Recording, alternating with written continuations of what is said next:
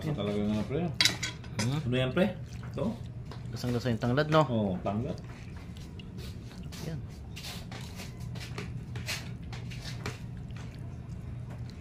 Ha?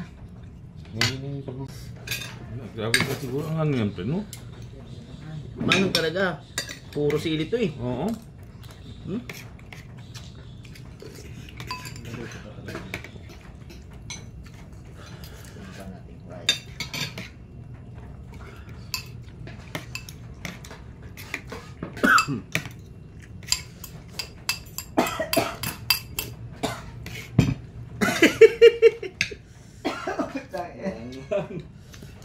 Kala ko yan, simple. Barbero, hindi na umuwi sa kanya sa Davao, no? Sino? Barbero, no?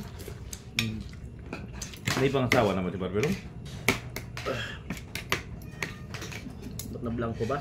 Hindi naman niya alam daw eh. Grabe, anghang sili. Ang gawan daw sila na yabal sa higaan eh. Sa kumot. Kaya nga kanina, kahit kulang ako ng tulog, pwede ako. Gulot ako may biglang tumabot sa akin. Ay, puta, sa dito to eh.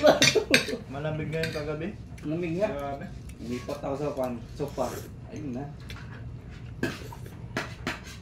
Binigay ko na yung kumot ko eh.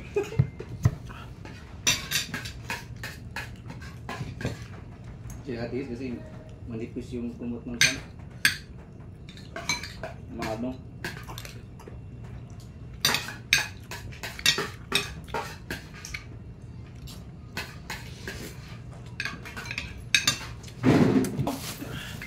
No?